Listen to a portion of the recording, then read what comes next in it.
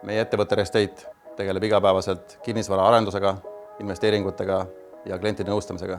Iga uus projekt on meie jaoks väljakutse, mida me teeme pühendumuse ja kirega. Ka meeskonnana meeldivad meile väljakutsed omandada uusi oskusi ja pingutada rohkem paremate tulemuste nimel. Umbes aasta tagasi esitas iga meeskonna liige endale ühe väljakutse, mis just neid samu mugavustsoonist väljatoomisi ja pingutusi esile tooks. Siin mõned meie lood. Minu Restate'i challenge oli läbida 5 rattamaratoni. Tehtud. Olen varasemalt osalenud Tartu rattamaratonil ja see feeling, mis tekib stardis, see emotsioon, adrenaliin ja rada on muidugi seal raske, Lõunamaa mäed. Kõrvemaa maraton oli üldse kõige keerulisem. Lausa hinge võttis kinni, sest see metsasiinid seal pidi pingutama ja oligi tunne, et enam ei jaksa, aga loomulikult ma ei loobunud ja see ongi see challenge'i point, et sa pingutad ja sa teed selle ära ja ma usun, et tegelikult üldse, kui sa võtad midagi ette, sa pead selle ära tegema. 2021. aasta septembris esitatud väljakutse Restate'i poolt läks minu puhul täiesti õigesse kohta. Teadsin kohe, millise võistluse valin. Ma olin selleks ajaks juba 10 aastat ratast sõitnud ja Tour de France oli minu repertuaarist veel puudu. Võistluspäev algas ja varahommikul ning esimesest tõusust saime lihtsalt üle. Päeva lõpuks me tegime kohal, aga saime aru, et mitte midagi pole meile sisse jäänud ja sealt edasi tuli veel koju saada. Õpetlik selles loos oli see, et kehtspordis teatud taseme saavutamine ei ole väga keeruline, nõuab pingutust ja järjepidevat tööd. Tõsine töö hakkab peale siis, kui sa tahad seda taset hoida. Kuidas see kõik alguse sai? Tegelikult täiesti spontaanselt ühest koosolekust, kus keegi tõi välja, et võiks Mont Blancile ronida. Mis minu arust selle väljakutse juures on ka oluline, on see, et ta peab olema nii hirmus, et sul selle täide viimse käigus paar korda vähemalt tekib tunne, et sa jätad pooleli. Siis sa päriselt oled midagi saavutanud. Et enne Mont Blanci me pidime aklimatiseeruma. Ja selleks oli meil pandud 2 eesmärki. Me pidime ronima siis Šveitsi ühe kohaliku või siis nii-öelda sellise kõrgema mäe tippu, mille nimeks oli Vitaghorn. Et see oli circa 3100 meetrit kõrge, natuke rohkem. Teine katsumus, selline tõsisem aklimatiseerumismägi oli samuti Šveitsis. Mäe nimi on Bischorn ja kõrguseks natukene üle 4100 meetri. Ehk et enne Mont Blancile ronimist me olime juba 2 päris kõrget mäge juba võtnud, mis tegelikult oli täiesti, võib öelda, et meid täiesti läbi võtnud. Meil olid jalad läbi, meil oli isegi võib öelda, et mõnedel meestel oli mott maas ka, et miks me võib-olla nii rasked katsumused enne Mont Blanci võtsime, et siis tundus, et see Mont Blanc saab üheks väga raskeks katsumuseks.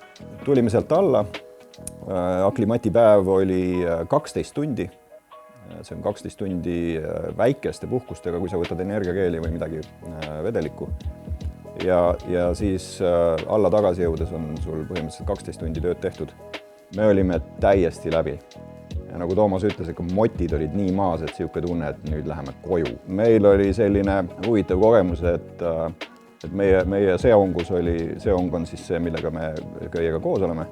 Oli ka Kristen, kes meile selle reisi Elamusplussi poolt korraldas, sest ta on endine meie enda kolleeg ja tema siis teatas ühel hetkel, et kuule, et lähme kiiremini kui teised, et teeme droonivideot. Ma olin nagu esimene mees, et Hardi, et tee tempot. No tegime tempot, siis me surime seal mehe otsast sõna otseses mõttes. Mida ma tegelikult kõige rohkem võib-olla kartsin sellest väljakutsest oligi tegelikult see aklimatiseerumine ja see kõrguste vahekord. Et seal võib tulla korralik mäehaigus. Aga väljakutsena ma soovitaks seda igale ühele, kes tahab ennast ületada.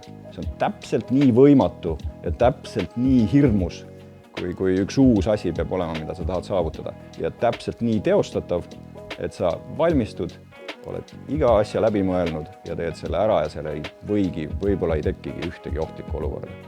Igat uut asja alustada on alati äge ja põnev ja huvitav. Ja mina valisin või mul jäi see väljakutse, mis laua peale jäi, mida keegi teine ei tahtnud võtta. Lisaks sellele ma tõmbasin sinna kaasa ka meie firmas Tiima, Meie ülesanne oli siis sõita või väljakutse oli sõita Tallinnast Süstaga Soome. Прошлым летом это случилось. Мы взяли байдарку и пошли на пляж и начали наше путешествие утром. Около 6 утра был старт. У меня началась дикая изжога из-за всех батончиков и спортивных напитков, которые нужно было принимать каждый час, чтобы работал метаболизм. И дальше даже больше не усталость, а именно изжога меня останавливала, и то есть я боролся больше именно со своим желудком. Arvan, et see väljakutse oli emotsionaalselt minu jaoks palju raskem, kui oli füüsiliselt. Eesti-poolne manner ei paistnud ega Soome veel ei paistnud. Sa sõidad seal tunde, aerutad mere peal nagu mitte midagi nagu ei muutu. Kuskilt kaugelt tulevad suured laevad, kelle nina eest sa pead läbi sõitma, aru saamata, kes nüüd ennem sealt läbi jõuab ja sa saad aru, et seal mere peal nagu pisikene kärbsesitt, mida mitte keegi ei näe. Что я выучил из этого, то что мы, если ты что-то хочешь добиться в жизни, надо ставить конкретные цели и идти к ним. То есть, несмотря на трудности, все можно достичь. Päevakangelased on kohal. Kuidas oli siis? Rohkem paska läbi ei teresk.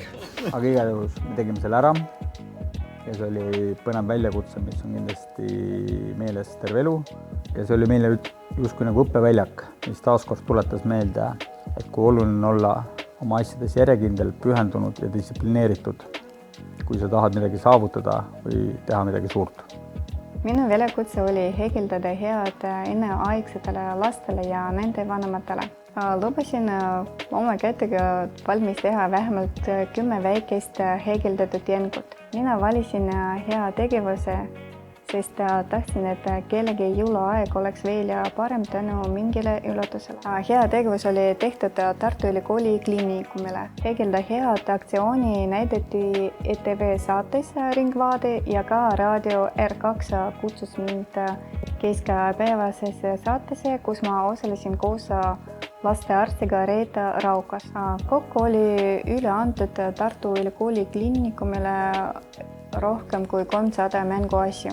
Sellised väikesed asjad teevad südame soojaks ja loodan, et minu ja kõigi teiste hegeld head osalejad loodud jängud, rebased, 8 jalad, tigrid, karukesed, kiisud ja nukukesed teevad seda sama. Ma poleks iial uskunud, et see väljakutse kujuneb nii tohutuks üle-eestiseks aktsiooniks.